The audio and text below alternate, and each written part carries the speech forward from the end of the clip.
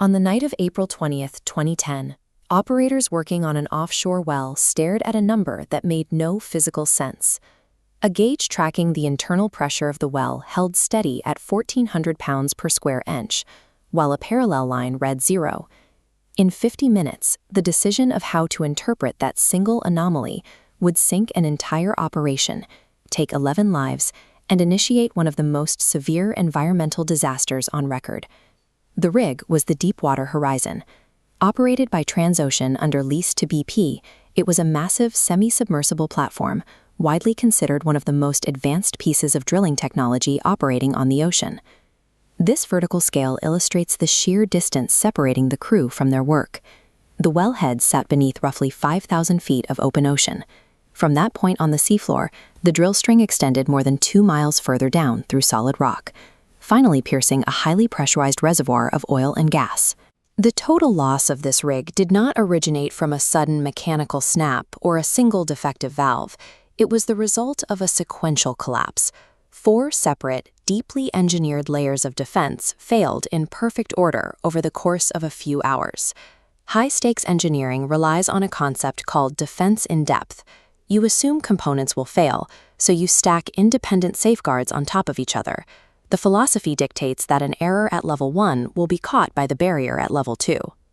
By mid-April, the true high-risk phase of the Macondo well was over. The physical drilling was entirely complete. The operation had reached the target depth, and the well had successfully found its oil.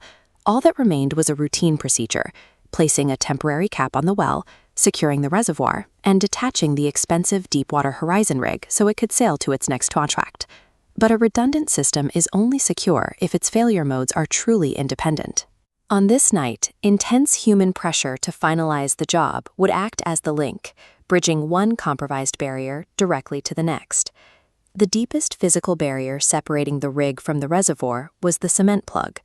Pumped deep into the bottom of the well casing by Halliburton, this slurry was meant to harden into an impenetrable wall, holding the highly pressurized hydrocarbons in the rock.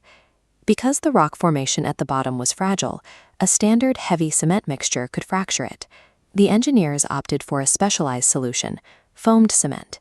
By injecting the mixture with tiny bubbles of nitrogen gas, the cement becomes significantly lighter. This cross-section shows the precise risk of foamed mixtures. If the nitrogen bubbles are unstable, they migrate.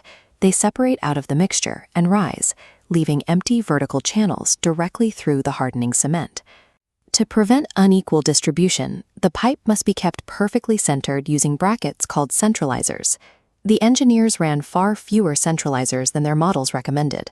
The pipe shifted off-center, causing the compromised channeled cement to pool thickly on one side and dangerously thin on the other. There was a specialized acoustic testing crew on the rig that morning, capable of running an evaluation log to detect these precise gaps. They were released and sent home without ever running the test. The first barrier was compromised before the sunset.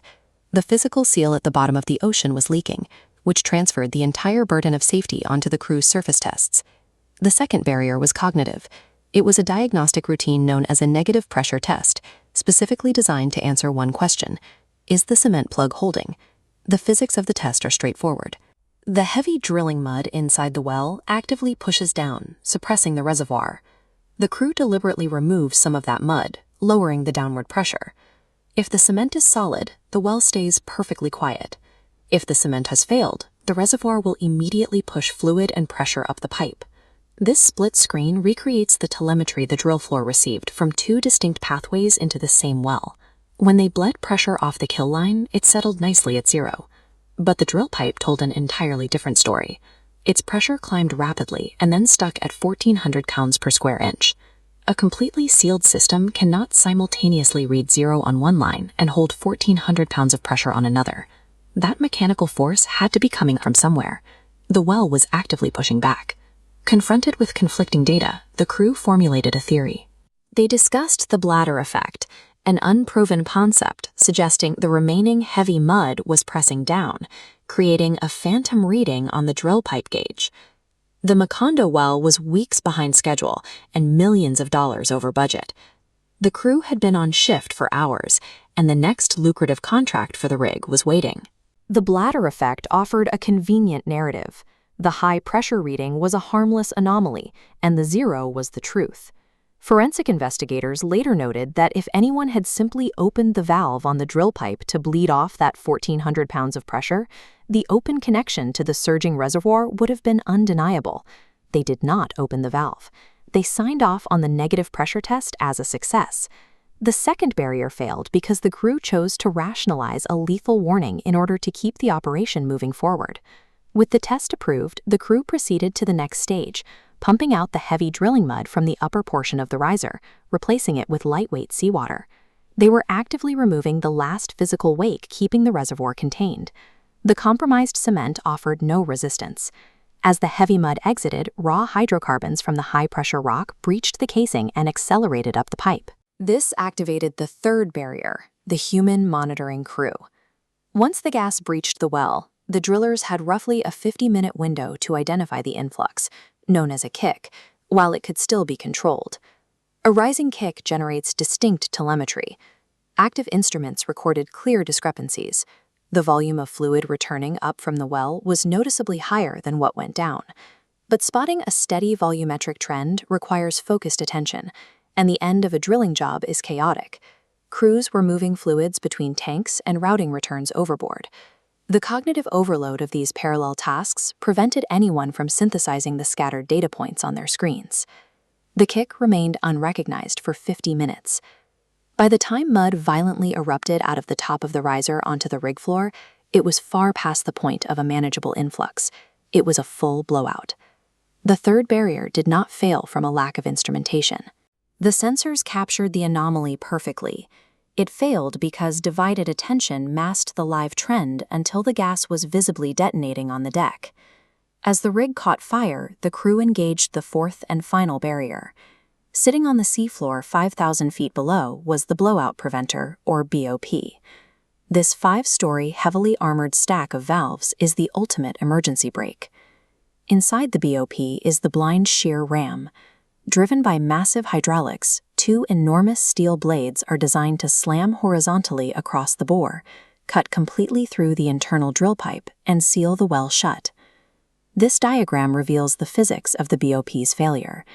The extreme violent upward flow of oil and gas caused the internal drill pipe to buckle laterally. It bent sideways under the pressure, pressing hard against the outer wall of the bore. The blind shear ram utilized an older straight and V-blade design, engineered specifically to cut a pipe situated perfectly in the center of the channel. When the hydraulics fired, the blades caught the off-center pipe, mashing the steel rather than shearing it. The deformed pipe jammed the mechanism, leaving a gap for the oil to continue flowing. But the post-incident analysis uncovered a harsh temporal reality. Even if the blades had severed the pipe flawlessly, it would not have mattered. By the time the ram triggered, the explosive column of gas had already raced past the seafloor, traveling up the riser toward the rig. The ultimate failsafe was entirely incompatible with the dynamic reality of a blowout. It bit down on a target that had moved, trying to stop gas that was already gone. When investigating a failure of this magnitude, the natural instinct is to look for the single broken valve or the lone negligent operator. The Macondo blowout offers neither. The disaster requires looking at the exact sequence: cement chemistry that could not hold its form, a pressure test rationalized by a tired crew, monitoring data lost in the noise of a shift change, and a mechanical ram deployed too late against a buckled pipe. Defense in depth is an elegant engineering philosophy, but it carries a fatal vulnerability. The entire stack of independent safeguards collapses the moment the humans operating the system refuse to halt operations when the initial warnings appear. The official investigations yielded thousands of pages on blade geometry and fluid dynamics, but the definitive lesson is behavioral. When a sealed system presents a reading of 1,400 pounds of pressure on a line that should read 0, believe the gauge. If you find these engineering reconstructions valuable, consider subscribing. Liking the video ensures this rigorous forensic approach reaches a wider audience. If there is a structural failure, a crash, or an industrial collapse you want investigated next, leave the details in the comments below. The loss of the Deepwater Horizon proves a difficult reality. The most advanced physical engineering on Earth is ultimately subordinate to human bias, and safety margins only exist if a crew is willing to use them.